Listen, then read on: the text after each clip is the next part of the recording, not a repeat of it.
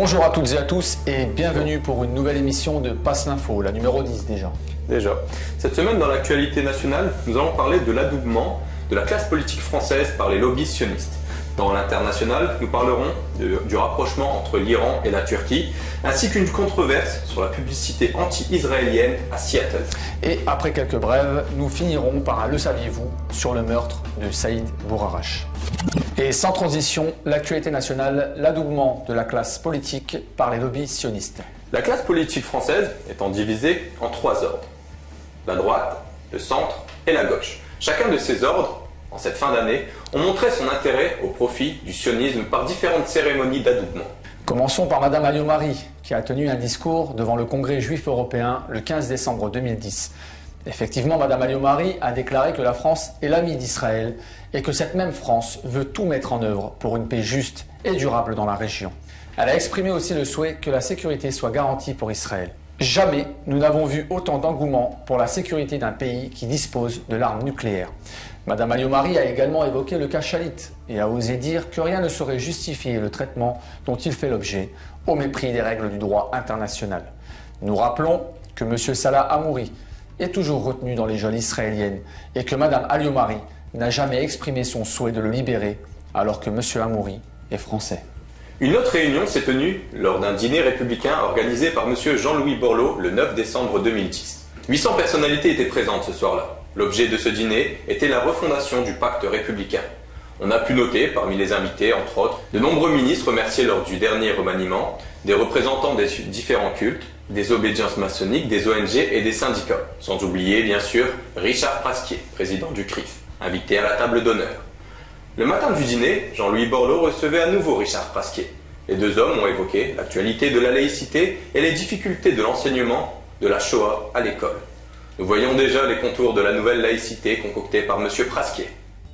Et pour finir, rappelons aussi que la première secrétaire du Parti socialiste a condamné le boycott des produits israéliens et a rencontré au mois de novembre M. Charles Zullman, président de la délégation du CRIF de la région Nord, pour un jumelage entre l'île et Safed en Israël. Voilà le bilan politique de l'année 2010 qui laisse présager une année 2011 dans la même lignée. International, le rapprochement entre la Turquie et l'Iran. Oui, le président iranien Mahmoud Ahmadinejad et son nouveau chef de la diplomatie Ali Akbar Salehi participeront jeudi à Istanbul à un sommet économique régional. Cette visite intervient alors que la Turquie, qui joue l'intermédiaire entre Téhéran et l'Occident dans son bras de fer sur le nucléaire, doit accueillir fin janvier les discussions entre l'Iran et le groupe 5+1 après la reprise des négociations nucléaires à Genève début décembre.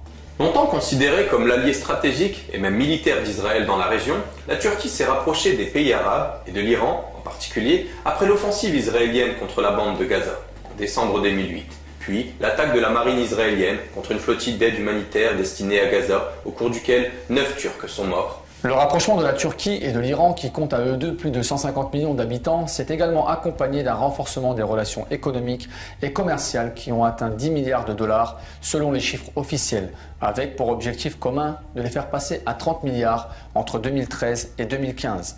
L'Iran a également signé en juillet un contrat d'1 milliard d'euros avec une compagnie turque pour la construction d'un gazoduc de 660 km qui permettra d'exporter chaque jour 60 millions de mètres cubes de gaz d'ici 3 ans vers la Turquie et l'Europe. Enfin, geste particulièrement significatif, M. Erdogan a participé jeudi à Istanbul aux cérémonies d'Ashura qui commémorent le martyre du petit-fils du prophète, et ceci en présence d'un proche conseiller du guide suprême de la révolution iranienne, l'ayatollah Ali Khamenei. Et on enchaîne avec une controverse sur une publicité anti-israélienne à Seattle. Une publicité anti-israélienne qui doit être accrochée à partir de la semaine prochaine sur les bus de Seattle aux États-Unis suscite la polémique. Mais les autorités ont averti qu'elles n'avaient pas les moyens d'interdire la diffusion du message.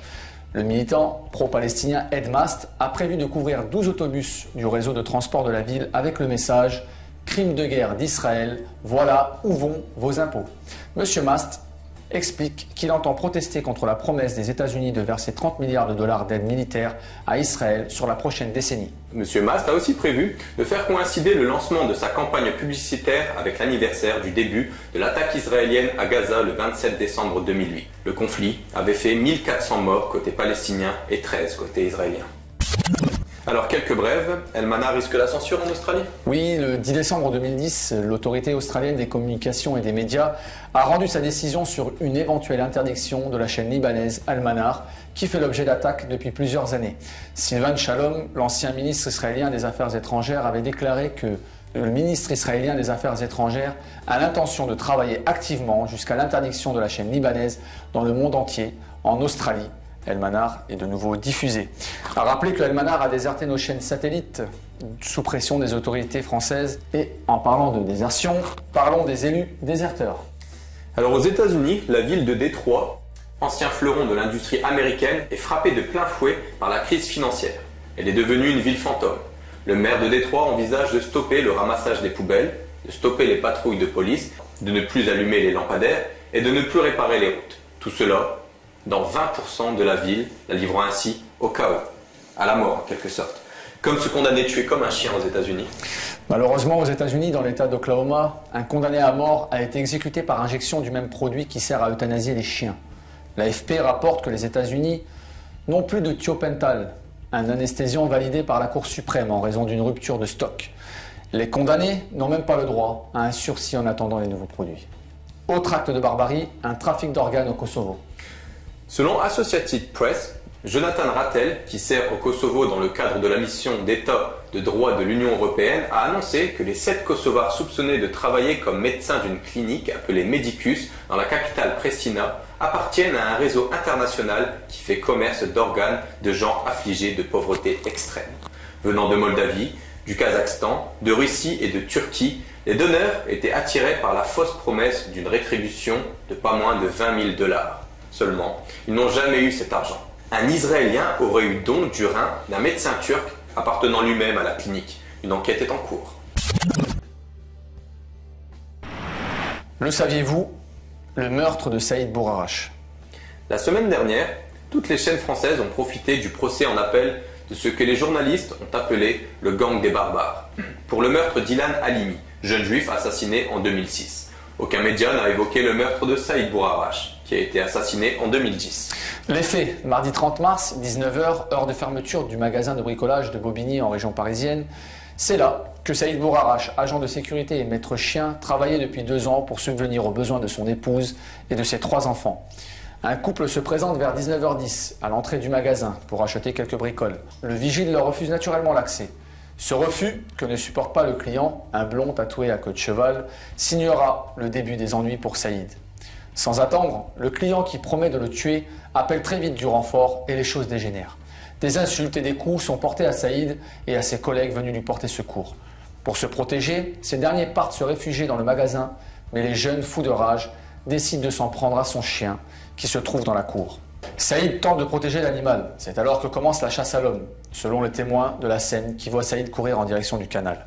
C'est le lendemain après-midi que le corps de Saïd sera repêché par la police, sous les yeux bouleversés de sa famille et de ses collègues. Il se trouve que les agresseurs sont juifs et que l'un d'entre eux possède un passeport israélien, alors que la victime est d'origine marocaine. L'appartenance communautaire des agresseurs explique immédiatement le peu de retombées médiatiques que cette affaire a provoqué.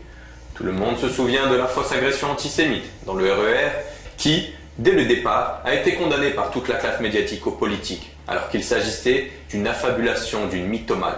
Nous avons encore en mémoire l'affaire Fofana et l'instrumentalisation que les sionistes en ont faite. Quand il s'agit d'un Français d'origine maghrébine, africaine ou autre, qui est agressé par des membres de la communauté juive, on nous demande dès le départ et avec insistance de n'y voir aucun racisme. Le cadre est fixé d'avance. Pire encore, les agresseurs de M. Saïd Bourarache non seulement nient les faits, mais affirment avoir été victimes d'insultes antisémites. Le vigile est mort, mais déjà les agresseurs présumés se posent en tant que victimes.